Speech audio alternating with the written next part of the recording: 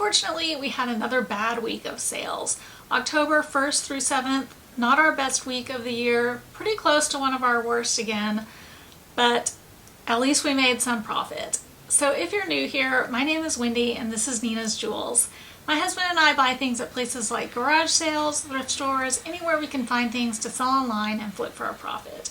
If that's content you're interested in, you're in the right place.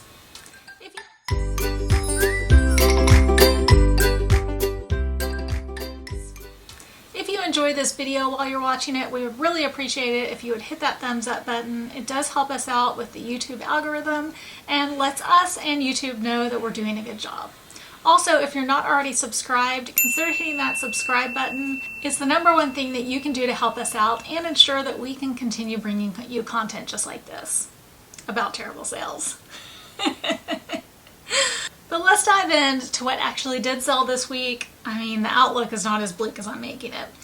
So the first thing that we sold was a brand new sealed DVD of The Pilgrim's Progress. We got this at the Goodwill bins. We paid just 67 cents for it, and it sold for our full asking price of $12.99. Next up was a 13-inch Mercari glass gourd for Halloween or Thanksgiving decorations. We got this out of a storage unit. We paid just 28 cents for this, and this item sold for our full asking price of $49.99. Next up was an CD audiobook by Stephen King called The Man in the Black Suit. We got this at a thrift store. We paid just 51 cents for it, and it sold for $12.58 on offer to buyer. Next up was 6 different My Little Pony cards. Actually, they wiped us out of all of our My Little Pony cards. And this was all one purchase from one buyer on Mercari. These all sold for a bundle price of $24, and we had no cost on these. These were actually my daughter's from a long time ago. I think she received these as a gift. Next up was a crazy looking pair of men's jeans. The brand was GS115, which is not a brand I've ever heard of before, but I thought they were really crazy looking. I thought somebody might want them. They did take a really long time to sell, so not something I would pick up again, but we made good profit on them. We got these at the Goodwill bins for just 92 cents, and they sold for our full asking price of $28.99. Next up was a lot of Madonna 45 singles vinyl records. We got all of these at a garage sale and decided to list them together as a lot. We paid $3.28 for all of them, and they sold for a offer to buyer of $17.18. Next up was a brand new in package 2022 Chick-fil-A kids meal book. We got this at the Goodwill bins. We paid $1.18 for it, and this sold for $9.99. That was our full asking price. Next up was another vinyl single. This one was Don't Stand Another Chance by Janet Jackson. This was a 12-inch single. We got this at an estate sale for $3.75, and this sold for $11.98 on offer to buyer. Next up was a Ladybug Build-A-Bear plush outfit. We got this at a garage sale for just $1, and it sold for $19.98 on offer to buyer. Next up was a 2018 catalog by the company Shiloh Sharps, and this is a gun catalog. We got this in a big lot of gun-related magazines and catalogs that I picked up at a garage sale. My per item cost from that was just 38 cents. Gun catalogs and magazines tend to sell well, so if you ever see them, consider picking them up. This sold for $27.98, and that was on offer to buyer. Next up was a brand new with tags women's Time and True open front cardigan. We got this out of a storage unit. We paid just 28 cents for it, and this sold for $14.98 on offer to buyer. Next up was a men's large button-up embroidered Western rodeo shirt by the brand Rancho Cemental. We got this at a garage sale for $2, and this shirt sold pretty quickly for $36. So definitely something I would pick up again. Next up was a 2010 Texas Rangers American League West Division Champions pinback. We got this at an estate sale for $2.35. I had paid a bulk rate for a bunch of vintage baseball pins, and we've made all of our money back on this already. But I paid $2.35 for this, and it sold for $11.98 on offer to buyer.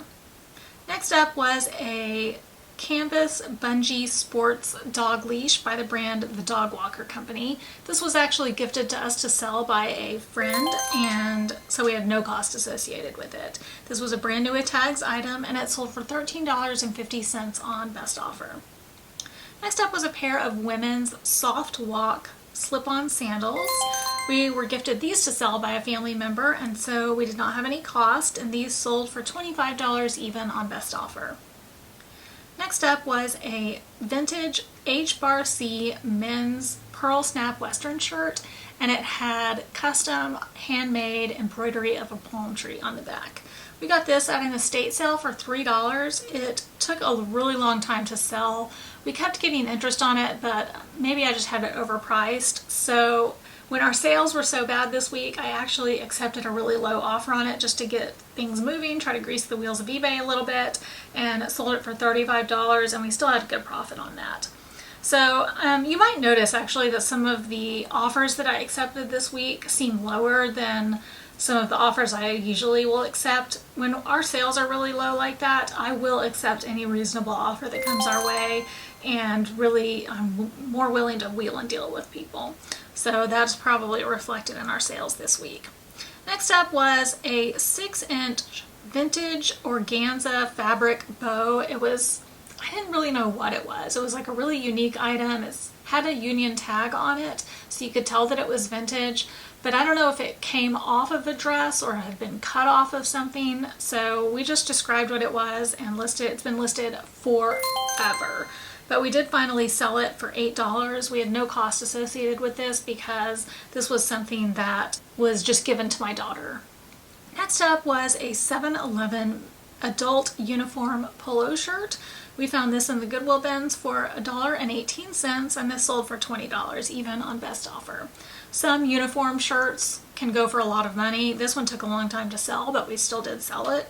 So definitely consider picking up uniform shirts. But don't pick up anything that would be related to law enforcement of any kind of uniform related to law enforcement or a patch related to law enforcement. That is like a big no-no to sell. So do not sell that because people can purchase those and then imitate law enforcement, and so that can get you in big trouble. Next up, the next two items went to the same buyer, and she did local pickup on each of them. So that definitely saved us some money. The first one was a remanufactured inkjet printer cartridge for an HP 61. This we got from a family member. We were gifted this to sell, and this one sold for $10 even on best offer. Next up was a lot of two genuine HP 61 printer cartridges. These were also gifted to us by a family member, and these sold for $20 even on best offer. Next up was a pair of Eddie Bauer jeans. They were women's jeans. We got these gifted to us to sell by a family member, and they sold for $19.48. Next up was a pair of my old shoes. They were just naturalizer flats, ballet flats. I had these for a really long time. I don't know what my cost was, but these sold for $18.38 on offer to buyer. Next up was a really cool hammered copper lighter sleeve, and it had a Roadrunner on it. We found this in a storage unit. We paid just 28 cents for it, and this sold for $27.98 on offer to buyer. Next up was a pair of Earth Origins women's shoes. We got these at a thrift store. We paid $4.54 for these, and they sold for $26.38. Next up was a huge lot of 1970 to 1990s Hot Wheels tracks, connectors, different pieces of tracks, and like related accessory type items.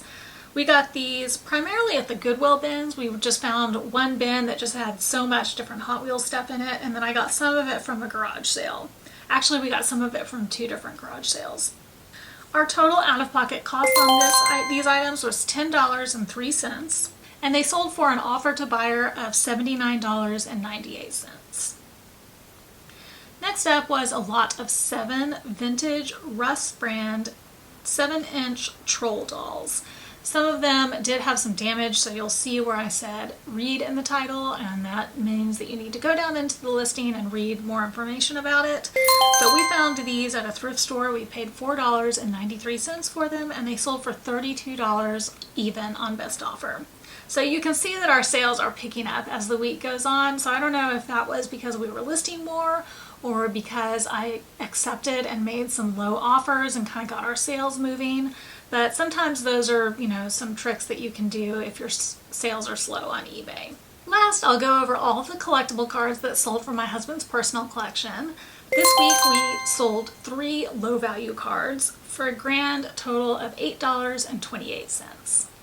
So that wraps up our video for the week of October 1st through 7th. Definitely not one of our best weeks, not our worst week, but close to it. But our sales have definitely been picking up. And you can see that towards the end of the week that they were picking up on their own. So let's go over all of the totals. This week we had 29 sales for an average sale price of $21.48. Our sales totaled $622.80 for a net profit of $323.88. So definitely better than the week before, but I will tell you that accepting some low offers, getting things moving, and then we also did some other things like listing more items a day than we had been. All of those things combined have helped to increase our sales. So you'll see in our next what sold video that our sales have gone up a lot. So that's good news. Well, if you enjoyed this video, found anything helpful, informative about it, please let us and YouTube know that you enjoyed it by hitting the like button. And if you're not already subscribed, it's free to subscribe. It doesn't cost you anything. It just notifies you when we put out new videos. So make sure to hit that subscribe button because that helps us out more than anything else. Well, thanks again for joining, and we will catch you on the flip side.